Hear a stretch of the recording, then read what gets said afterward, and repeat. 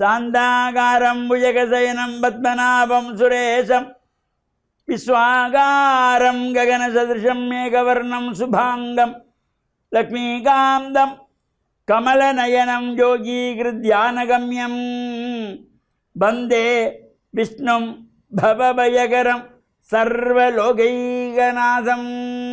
ஓம் நாராயணாய வித்மஹே வாசுதேவாய தீமஹே தன்னோ விஷ்ணு பிரச்சோதயாத். ஓம் நமச்சிவாய. மேன்மைகளில் சைவநீதி விளங்குக உலகமெல்லாம். நோயற்ற வாழ்வே குறைவற்ற செல்வம். அந்த நோய் நொடிகள் இல்லாத வாழ்வு இந்த உலக மக்கள் எல்லோரும் வாழ வேண்டும் என்று கலியுகத்தின் காந்தமலை ஜோதியாகிய சபரிமலை சுவாமி ஐயப்பனுடைய திருவடிகளை சிறந்தாழ்த்தி டான் தமிழொலி ஓம் தொலைக்காட்சி நேயர்கள் அனைவருக்கும் சர்வதேச இந்து மத குருபீடம் அகில இலங்கை சபரிமலை ஸ்ரீ சாஸ்தாபீடத்தின் சார்பில் இனிய வணக்கங்களும் நல்லாசிகளும். இன்றும் மங்களகரமான விஸ்வாவசு வருஷம் பங்குனி மாதம் முதலாம் நாள். இன்று பங்குனி மாத பிறப்பு, பங்குனி மாத சங்கரகாந்தி. இந்த பங்குனி மாதம் மலர்ந்திருக்கின்றது. சுப காரியங்கள் செய்யக்கூடிய மாதம். ஆலயங்களிலே கும்பாபிஷேகங்கள், திருமணங்கள், கிரகப்பிரவேசங்கள், எல்லா விதமான சுபகாரியங்களும் செய்யக்கூடிய மாதம் இந்த பங்குனி மாதம். ஆரம்பித்தால் பங்குனி, சித்திரை, வைகாசி, ஆனி மாதம் வரையிலே சுபகாரியங்கள் செய்வதற்கு ஒரு சிறப்போடு கூடியது. நேற்றைய தினத்தோடு இந்த மாசி மாதம் நிறைவு பெற்றது. அதனால தான் இந்த மாசி மாதத்தில் எந்த சுபகாரியங்களையும் செய்யக்கூடாது, விரத அனுஷ்டானங்கள் மட்டும்தான். இது மாசி மாதத்திலே புரியாதவர்கள் கும்பாபிஷேகம் செய்வது, திருமணத்தை செய்து கொள்வது, தவறான காரியங்களை செய்து நாம் பாபத்தை சேர்த்து கொள்ளுவது, அவ்வாறு தவறான எண்ணங்கள் எல்லாம் மாறப்பட வேண்டும். இந்த பங்குனி மலர்ந்திருக்கிறது சுபகாரியங்களுக்குரிய நாளாக. இன்று ஞாயிற்றுக்கிழமை. இன்று இந்த நட்சத்திரங்கள் 27க்குள்ளே இந்த 2 நட்சத்திரங்களுக்கு மட்டும் இந்த திரு என்ற அடைமொழி. ஒன்று திருவாதிரை சிவனுக்குரியது, மற்றையது திருவோணம் விஷ்ணுவுக்குரியது. அந்த திருவோண நட்சத்திரம் நிறைந்த நாள் இன்று மகாவிஷ்ணுவுக்குரியதாகிய மாதங்கள் தோறும் அனுஷ்டிக்கின்ற திதியை அடிப்படையாக கொண்ட ஏகாதசி விரதம். இந்த ஏகாதசி என்பது வளர்பிறையிலும் வரும், தேய்பிறையிலும் வரும். வளர்பிறையிலே அமாவாசை வந்து 11வது நாள் ஏகாதசி. ஏகம் என்றால் ஒன்று, ஏகம். தசம்னா 10, 10ஓடு கூடிய ஒன்று 11வது நாள் ஏகாதசி நாள். அதே போல் தேய்பிறையிலும் வரும் ஏகாதசி. பௌர்ணமி வந்து 11வது நாள். இன்று இந்த தேய்பிறை ஏகாதசி விஷ்ணு ஆலயங்களிலே நடைபெறுகின்ற விசேஷமான பூஜைகள், வழிபாடுகள், அபிஷேகங்களும் கலந்து கொள்வதோடு இந்த பங்குனி மாதம் மலர்ந்திருக்கின்றது. பங்குனி மாதத்திலே வருகின்ற திங்கட்கிழமைகள். இப்போ நாளைய தினம் 1வது திங்கட்கிழமை. அது சில வருடத்திலே 4 திங்கள் வரும். இந்த முறை மாதப்பிறப்போடு அடுத்த நாள் திங்கள் வந்தனால 5 திங்கட்கிழமை வரக்கூடியதாக இருக்கும். இந்த பங்குனி மாதத்து திங்கட்கிழமைகள் அம்பாள் ஆலயங்களிலே சிறப்பான பூஜைகள், வழிபாடுகள். முன்னைய காலத்திலே இந்த பங்குனி திங்கள் என்றால் யாழ் குடாநாட்டை பொறுத்தவரையிலே மட்டுவில் பன்றித்தலச்சி கண்ணகை அம்பாள் தான் எல்லோருக்கும் ஞாபகத்தில் வரும். முன்னைய காலத்திலே அந்த மட்டுவில் பன்றித்தலச்சி கண்ணகை அம்பாள் ஆலயத்திற்கு இந்த பங்குனி திங்கள் மாதத்தில் வருகின்ற அத்தனை திங்கட்கிழமைகளும் மாட்டு வண்டில் பூட்டி கொண்டு பொங்கல் பானைகள், சர்வங்கள், பாத்திரங்கள், விறகுகள், பாளைகள் என்று எல்லாம் எடுத்துக்கொண்டு குடும்பமாக தொலைவில் இருந்தெல்லாம் அங்கே சென்று அங்கே பொங்கல் வைத்து வழிபாடு செய்வது. அதேபோல் வெட்டாப்பளை கண்ணகை அம்பாள் இந்த பங்குனி திங்களுக்கு அவ்வளவு சிறப்பு. இது முன்னைய காலத்திலே எனக்கு நல்ல ஞாபகம். நான் சிறுவனாக இருந்த காலத்திலெல்லாம் இந்த மட்டுவில் பன்றித்தளச்சி கண்ணகி அம்பாள் ஆலயம் இன்றும் நினைவிலே இருக்கிறது. அங்கே ஒவ்வொரு பங்குனி திங்களுக்கும் சங்காபிஷேகம் நடைபெறக்கூடியது. ஒவ்வொரு அடியார்களும் பால் இளநீர் தாராளமாக கொண்டு வந்து அம்பாளுக்கு அபிஷேகம் செய்விப்பார்கள். அதேபோல் அங்கே படையல்கள், பொங்கல்கள், மடைகள் என்று பெருமையாக நடைபெறுகின்ற ஒரு சிறப்போடு கூடியது. எனவே இந்த பங்குனி திங்களில் எல்லா ஆலயங்களும் இப்பொழுது நடைபெறுகின்றதாகிய சிறப்பான பூஜைகள் வழிபாடுகளில் நாமும் கலந்து கொள்கின்ற வகையில் நாளைய தினம் இந்த பங்குனி திங்கள், இன்று பங்குனி மாதம் மலர்ந்திருக்கின்றது.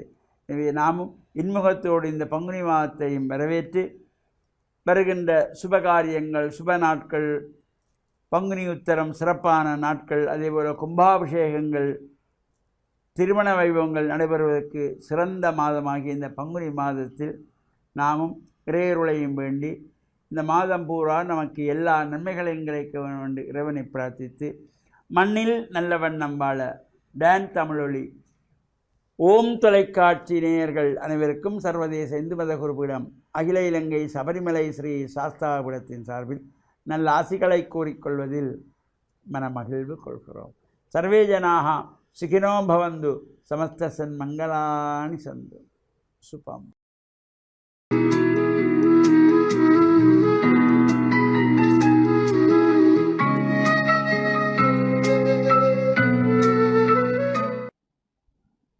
இறை இயேசுவில் என் அன்பு நெஞ்சங்களே, கிறிஸ்தவ நற்சிந்தனை வேளையில் உங்களை சந்திப்பதிலே எனக்கு மிக்க மகிழ்ச்சி.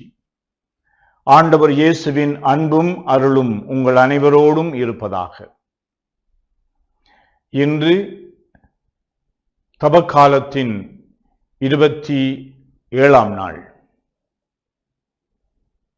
தபக்காலத்தின் 4ஆம் ஞாயிறு. இந்த தபக்காலத்திலே எமக்கு தரப்படுகின்ற அழகான நற்செய்தி, இவற்றில் ஒவ்வொன்றும் ஆண்டவர் இயேசுவினுடைய ஆளுமை பற்றி சொல்லப்படுகின்ற கூற்றுக்களாகும். இயேசுவை சந்திக்கின்ற பல நபர்கள் இயேசு உண்மையாகவே இறை மகன் என்பதை எடுத்து காட்டுகின்ற, வெளிப்படுத்துகின்ற நற்செய்தி வாசகங்களாக இருக்கும். ஆண்டவர் இயேசுவிலே தெய்வீகம் பொருந்தி இருக்கின்றது என்பதை, இறை வல்லமையினுடைய உருவமாக இருக்கின்றார் என்பதை, இறை மகனாக அவர் இருக்கின்றார் என்பதை பலரும் அதற்கு சான்று பகர்ந்து கொள்ளக்கூடிய அளவிற்கு இறை வெளிப்பாடாக இந்த நற்செய்தி எடுத்து கூறுகின்றது. இன்று நிக்கதேம் என்கின்ற ஒரு பரிசேயர், அவர் உண்மையாகவே நல்ல பரிசேயராக இருந்தார். பரிசேயர் என்று சொல்கின்ற பொழுது நாங்கள் எப்பொழுதும் தவறாக நினைப்போம். பரிசேயர்கள் என்றால் அவர்கள் முகமூடி தரித்த ஒரு தங்களை வெளிவேடக்காரர்களாக, வெளிவேடத்தை போட்டு காட்டுகின்ற நல்லவர்கள் என்று காட்டுகின்றவர்கள். ஆனால் இவர்கள் சட்டங்களை அனுசரிக்கின்றவர்கள். அதிலே பாதி பேர் என்னவென்றால், அவர்கள் இந்த சட்டங்களை அனுசரிப்பதிலே அவர்கள் பெருமை கொள்ளுகின்றவர்களாக, அல்லது அவர்கள் தாங்கள் நீதிமான்கள் என்பதை எடுத்து காட்டுகின்றதற்காக, ஒரு காட்டுவதற்கு, விளம்பரம் செய்வதற்காக நடிக்கின்றார்கள் என்று இயேசு அவர்களை சாடுகின்றார். ஆனால் இந்த நிக்கதேம் என்கின்றவர் ஆண்டவரிலே தன்னுடைய நம்பிக்கையை ஊன்றுகின்றவர்களா, நீர்தான் நாங்கள் எதிர்பார்த்த இறை மகன் என்பதை அவர் எடுத்து சொல்லுகின்றார். இயேசு அதை பாராட்டுகின்றது மட்டுமல்ல, இந்த இறை மகன் என்றால் என்ன, யார் என்பதை அவர் அழகான இந்த யோவான் நற்செய்தியிலே சொல்லப்படுகின்ற கூற்றினால் விளங்கப்படுத்துகின்றார். அதாவது கடவுளுடைய அன்பு எத்தகையது என்று சொன்னால், தன்னுடைய ஒரே மகனை இந்த உலகத்திற்கு அனுப்புகின்றார். இந்த ஒரே மகன் அனுப்புவது மட்டுமல்ல, அவரை உயிர் பலி செய்கின்றார். நாங்கள் எதிர்பார்ப்பது எங்களிடம் யாராவது ஒரு நன்கொடை தருகின்றார்கள் என்றால் அது லாப நோக்கம் கொண்டதாக, இன்பகரமானதாக, மகிழ்ச்சி உள்ளதாக, எங்களுக்கு கவர்ச்சி உள்ளதாக இருக்க வேண்டும். எங்களுடைய கனவுகள் அங்கே நனவாகுவதை நாங்கள் எதிர்பார்ப்புகள் அவை நனவாகுவதை, நிறைவேறுவதை நாங்கள் பார்க்கலாம். ஆனால் இங்கு கொடையாக தருகின்ற இந்த இறைமகன் அவருடைய வாழ்வு ஒரு வேள்வியாக தன்னுடைய ஒரே மகனை உயிர் பலி செய்கின்றார், தியாகம் செய்கின்றார். அதுதான் கடவுளுடைய அன்பு. ஆகையினாலே அவரிலே நீங்கள் நம்பிக்கை வைத்தால், அவருடைய வழியிலே நீங்கள் வாழ்ந்தால் நிலை வாழ்வு பெறுவீர்கள். நிறைவாக உங்களுடைய வாழ்வு நிறைவு பெறும். உங்களுடைய வாழ்வினுடைய நோக்கம் நிறைவேற்றப்படும். ஆனால் இந்த விவிலியத்திலே சொல்லப்படுகின்ற வாக்கியங்களிலே இது மிக மிக முக்கியமான ஒரு வாக்கியம் அல்லது வார்த்தை. கடவுளுடைய அன்பை எடுத்து காட்டுவதற்கு தன்னுடைய ஒரே மகனை உயிர் பலி செய்கின்றார். அந்த மகனிலே நாங்கள் நம்பிக்கை வைக்க வேண்டும் என்று நற்செய்தியாளர்கள் எங்களுக்கு அறைகூவல் விடுக்கின்றார்கள். இந்த தவக்காலத்திலே நாம் எவ்வளவு தூரம் இந்த இறைமகனிலே நம்பிக்கை வைப்போம். அவர் புதுமை செய்கின்ற பொழுது நாங்கள் ஓடி செல்வோம். அவர் ஆற்றல் மிக்கவராக போதிக்கின்றார் என்றால் நாங்கள் பல மனத்தியாலங்கள் அவருக்கு செவிமடுப்போம். இவ்வாறு இந்த இயேசுவினாலே நாங்கள் கவரப்படலாம், நல்லது.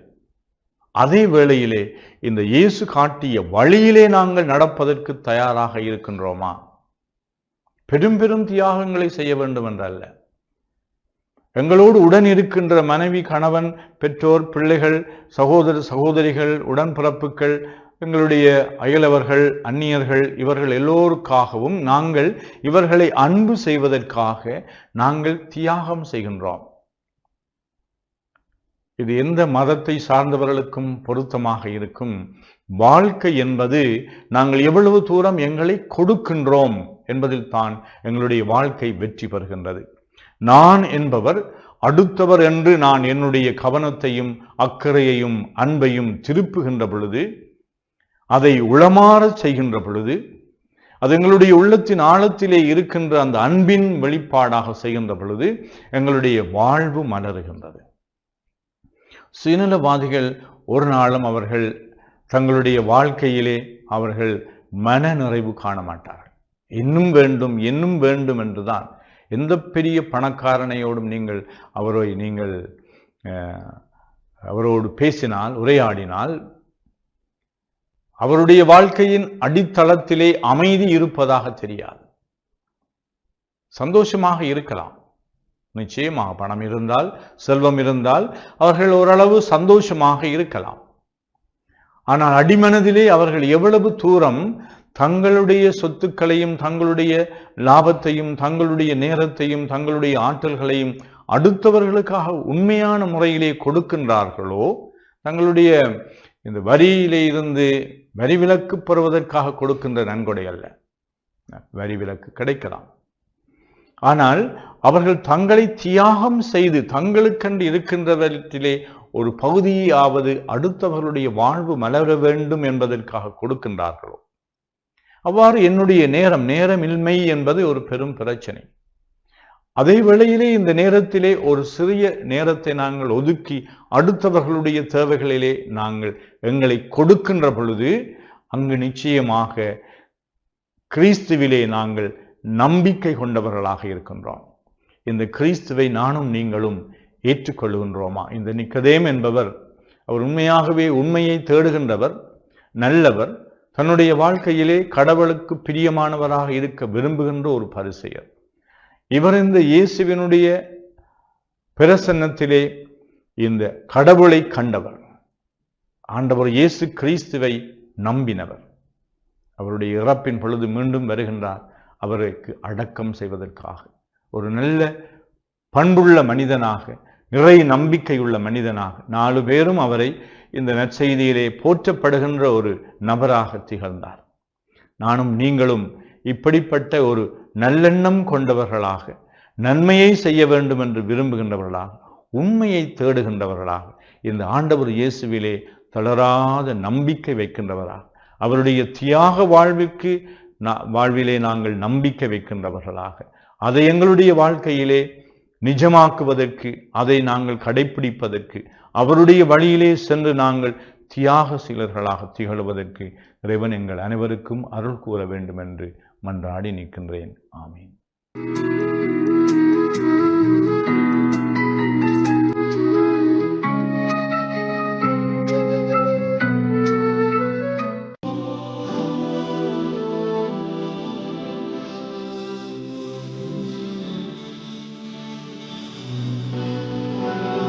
அல்ஹம்துலில்லாஹி ரப்பில் ஆலமீன் வஸ்ஸலாத்து வஸ்ஸலாமு அலா முஹம்மதின் ஸல்லல்லாஹு அலைஹி வஸல்லம் வ அலா ஆலிஹி வ ஸஹ்பிஹி அஜ்மஈன். அம்மா பாத். அன்புள்ள நேயர்களே, சகோதரர்களே, இன்றைய காலை பொழுதிலே உங்களை சந்திப்பதிலே நான் மகிழ்ச்சி அடைகின்றேன். இன்றைய நாளையிலே நான் உங்களுக்கு சொல்ல விரும்புகின்ற நல்ல செய்தி என்னவென்று சொன்னால், பெற்றோர்கள் தமது பிள்ளைகளை நேரான வழியிலே வளர்த்தெடுக்கின்ற முயற்சியிலே அவர்கள் ஈடுபட வேண்டும். பிள்ளைகளுக்கு நல்ல பண்பாடுகளை அவர்கள் சொல்லிக் கொடுக்க வேண்டும். பிள்ளைகளை நல்லவர்களோடு பழகுகின்ற ஒரு பழக்கத்தை நமது பெற்றோர்கள் ஏற்படுத்திவிட வேண்டும். ஏனென்றால் சிறு பருவத்திலே பிள்ளைகளுக்கு நாம் ஊட்டுகின்ற அந்த பண்பாடுகள் தான் அவர்கள் வயது வாலிபர்களாகினாலோ அந்த வயதை தாண்டியதற்கு பின்னாலோ அவர்களை நல்ல பிள்ளைகளாக, நல்ல சமுதாய மக்களாக அவர்களை நாம் மாற்றி அமைக்க நம்மால் முடியும். அதனால் நமது பிள்ளைகளுக்கு எப்பொழுதும் நாம் நல்ல பண்புகளை நாம் உருவாக்க வேண்டும். நல்ல பழக்க வழக்கங்களை நாம் எப்பொழுதும் உருவாக்க வேண்டும்.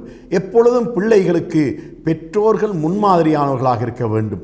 பிள்ளைகளுக்கு நாம் எதை கூடாது என்று தடுக்கின்றோமோ அதை பெற்றோர்கள் செய்கின்றவர்களாக ஒருபோதும் இருக்கக்கூடாது.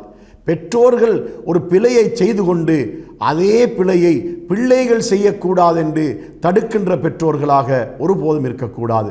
இறைவன் திருமறை குர்ஆனிலே சொல்கிறான், யா அய்யுஹல்லதீன ஆமனு லிம தக்கூலூன மா லா தஃஅலூன். மூமின்களே, விசுவாசிகளே, நீங்கள் செய்யாததை எதற்காக பிறருக்கு கட்டளையிடுகின்றீர்கள், பிறருக்கு சொல்லுகிறீர்கள் என்று இறைவன் நம்மை பார்த்து கேட்கின்றான். அதனால் நமது பிள்ளைகளுக்கு நாம் சொல்லுகின்ற நமது செய்திகள் எல்லாம் நாம் செய்யக்கூடிய நல்லவைகளை மட்டுமே நாம் அவர்களுக்கு சொல்ல வேண்டும். நாம் ஏதாவது தீமைகள் செய்து கொண்டிருந்தால் அதே தீமைகளிலிருந்து பிள்ளைகளை தடுக்க வேண்டும் என்ற அந்த எண்ணம் நமக்கு இருக்குமாயிருந்தால் முதலாக நாம் செய்ய வேண்டிய காரியம் அந்த தீமைகளை நாம் விட வேண்டும். அதை விட்டுவிட்டு பிள்ளைகளுக்கும் அந்த தீமையை விடுமாறு சொல்ல வேண்டும். அதற்கு ஒரு உதாரணம் சொல்லலாம். இன்று புகைக்கின்ற பழக்கமுடையவர்களாக, புகைப்பிடிக்கின்ற பழக்கமுடையவர்களாக அதிகமான ஆண்கள் இருப்பதை பார்க்கின்றோம். ஐரோப்பிய நாடுகளில் பெண்களும் புகைக்கின்றார்கள். இலங்கையை பொறுத்தவரையில், ஆசியா நாடுகளை பொறுத்தவரையில் அதிகமாக ஆண்கள் தான் புகைக்கின்றார்கள். புகைக்கின்ற ஒரு தந்தைக்கு தனது மகன் புகைப்பழக்கமுடையவனாக இருப்பதற்கு விருப்பமில்லை. அதனால் இவன் புகைத்து கொண்டே மகன் புகைக்கின்ற போது மகனை தண்டிக்கின்றவனாக இருக்கின்ற ஒரு தீய பழக்கத்தை நாம் பார்க்கின்றோம். இறைவன் என்ன சொல்கிறான்? நீங்கள் செய்யாததை ஏன் பிறருக்கு செய்யுமாறு ஏவுகின்றீர்கள்? நீங்கள் எதை கூடாது என்று கருதுகின்றீர்களோ அதை நீங்கள் விட்டுவிடுகின்ற வரைக்கும் ஏன் உங்களது பிள்ளைகளுக்கு விடுமாறு நீங்கள் தடை செய்கின்றீர்கள், கட்டளையிடுகின்றீர்கள் என்ற இந்த கருத்தை தான் திருமறை குர்ஆனிலே இறைவன் நம்மை பார்த்து கேட்கின்றான். அதனால் மது பழக்கம் உள்ள ஒரு தந்தை தனது மகன் மது அருந்துகிறான் என்று சொன்னால் இவன் முதலாவது அதை விட வேண்டும். அதனால் அதற்கு பின்னால் பிள்ளையை விடுமாறு சொல்ல வேண்டும். புகைக்கின்ற பழக்கமுடைய ஒரு தந்தை முதலாவது தன்னிடத்தில் இருக்கின்ற பழக்கத்தை விட வேண்டும். அதன் பின்னால் தனது பிள்ளைக்கு அதை விடுமாறு அவன் கட்டளையிட வேண்டும். அவ்வாறு கட்டளையிட்டால் அந்த பிள்ளை அதற்கு செவிதாழ்த்த ஒரு சந்தர்ப்பம் இருக்கின்றது. ஏனென்றால் அந்த பிள்ளை சிந்திக்கும், ஆம், தந்தை தனது கெட்ட பழக்கத்தை விட்டுவிட்டார், புகைக்கின்ற பழக்கத்தை விட்டுவிட்டார், அதனால் நானும் விட்டுவிட வேண்டும் என்று அந்த பிள்ளை ஒரு முடிவுக்கு வர வாய்ப்பு இருக்கின்றது. அதனால் தீய பழக்கங்களை நம்மிடத்தில் வைத்துக்கொண்டு அதே தீய பழக்கங்களை செய்கின்ற நமது பிள்ளைகளுக்கு அதை செய்யக்கூடாது என்று தடுக்கின்ற இந்த ஒரு அறிவீனமான நடைமுறை எந்த பெற்றோர்களிடத்திலும் இருக்கக்கூடாது என்பதை நான் இந்த இடத்திலே உங்களுக்கு இந்த காலை பொழுதிலே சொல்லிக்கொள்ள விரும்புகின்றேன். அதனால் பிள்ளைகளை பராமரிக்கின்ற, பிள்ளைகளை நேர்வழியிலே வழிநடத்துகின்ற பெற்றோர்கள் ஒவ்வொருவரும் மிக மிக கவனமாக வழிநடத்த வேண்டும். தம்மை முன்மாதிரியாக கொண்டே தமது பிள்ளைகள் நேர்வழி நடக்க வேண்டும் என்பதை கவனத்தில் கொண்டு தாம் நல்ல பழக்கமுடையவர்களாக, நல்ல பண்பாடுகளுடையவர்களாக அவர்கள் நடந்து கொண்டு அதே பழக்கங்களை, அதே பண்பாடுகளை பிள்ளைகளுக்கு ஊட்டுகின்ற பெற்றோர்களாக நமது பெற்றோர்கள் மாற்றமடைய வேண்டும் என்பதை இந்த காலை பொழுதிலே கூறிக்கொள்கிறேன். வாஹிரு தஅவானா அனில் ஹம்துலில்லாஹி ரப்பில் ஆலமீன்.